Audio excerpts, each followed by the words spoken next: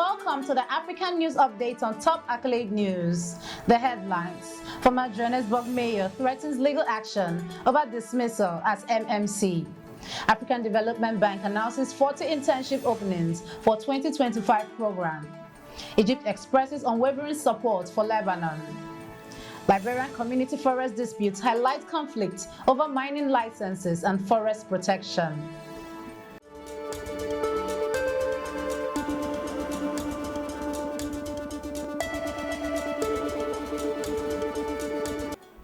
In politics, former Johannesburg Mayor threatens legal action over dismissal as MMC.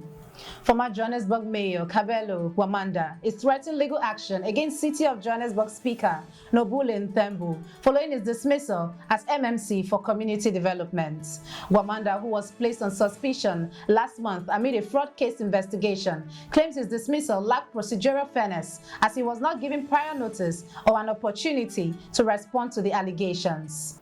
His lawyers also argued in Mthembu's public comments, including allegation of Gwamanda being involved in a scam, damaged his reputation without a formal ruling or court verdict. Gwamanda has demanded a public apology from Mthembu or will seek legal relief in the Johannesburg High Court. Shifting focus to economy, African Development Bank announces 40 internship openings for 2025 program. The African Development Bank has announced 40 internship openings for its 2025 internship program aimed at supporting the bank's development goals across its regional member countries. The program offers an invaluable opportunity for young professionals, providing hands-on experience in fields such as agriculture, finance, risk management, economics, and more.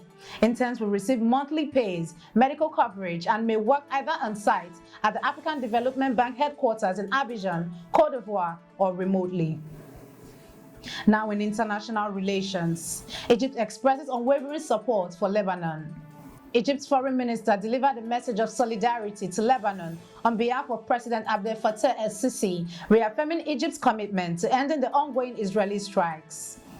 During his visit to Beirut, he emphasized Egypt's unwavering support for Lebanon's sovereignty and its determination to work towards a swift ceasefire. He also assured the Lebanese government and people of Egypt's continuous assistance, stressing that efforts to halt the aggression and provide humanitarian aid will remain a top priority. His visit underscored Egypt's active role in regional peace efforts amid the escalating conflict in Lebanon. Now in environment, Liberian community forest disputes highlight conflict over mining licenses and forest protection.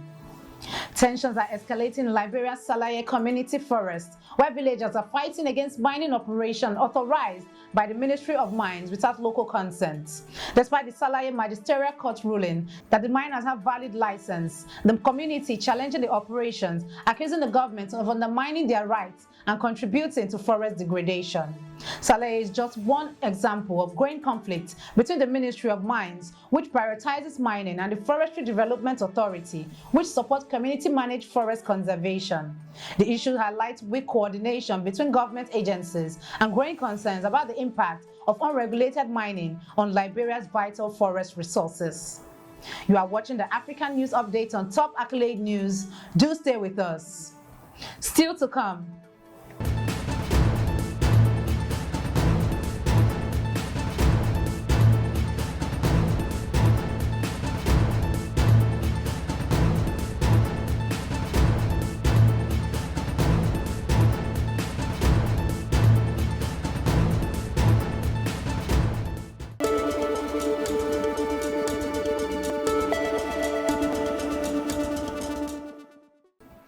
Thanks for staying with us. In health, Zimbabwe's goal to end AIDS by 2030 within reach. Zimbabwe is on track to end the AIDS epidemic by 2030, according to the Deputy HIV Prevention Coordinator at the Ministry of Health. Speaking at a media workshop organized by the National AIDS Council, he highlighted the country's significant progress with a 65% reduction in HIV incidence among women and girls since 2010. Despite this, he noted that further expansion of prevention and treatment programs, particularly targeting at-risk population like young women and vulnerable groups, is needed to meet the 2025 targets. While Zimbabwe has seen a decline in new HIV infection and AIDS-related deaths, gaps remain in HIV testing and treatment, especially for children and young people. Shifting focus to crime. 2 arrested in Cape Town for firearm-related offenses. In Cape Town, police have arrested 2 men in separated incidents involving firearms as part of their ongoing fight against gang violence. The first arrest occurred in Delft, where officers spotted a suspicious man who fled on seeing them. After a brief chase, police found a 9mm pistol with ammunition in his possession, leading to his arrest for illegal firearm possession. In another operation, the Atlantis Crime Prevention Unit arrested a man found with an imitation firearm and live ammunition during a routine patrol. Both suspects are facing charges and are set to appear in court today, with investigation ongoing. Moving to entertainment, 2 Ugandan TikTok users arrested for alleged insults against president and first family. 2 Ugandan TikTok users have been arrested and detained for allegedly insulting President Yoweri Museveni, First Lady Janet Museveni, and their son on social media. They are facing charges of hate speech and spreading malicious information, along with co-defendant Julius Tayebwa, and have denied the accusations. This case is part of a broader trend for legal action against individuals critical of the Ugandan government online, with human rights groups condemning the growing crackdown on free speech and internet freedom in the country. In sports, Benin captain expresses concerns about playing Libya in Tripoli for AFCON qualifier. Stephen Moni, captain of the Benin Republic football team, has expressed concerns about the country's upcoming AFCON 2025 qualifier against Libya, scheduled for November 18th in Tripoli. Moni, speaking ahead of the Cheetahs' final group match, said he hopes that the games won't take place in Libya, citing the previous ordeal of Nigeria's Super Eagles, who were detained for over 10 hours in the Libyan airport during a recent trip. He emphasized that despite the challenges, Benin still controls its destiny in the qualification race, with confidence for favorable outcome in both of their remaining matches, including the game against Nigeria in Abidjan. That concludes our African news update for today.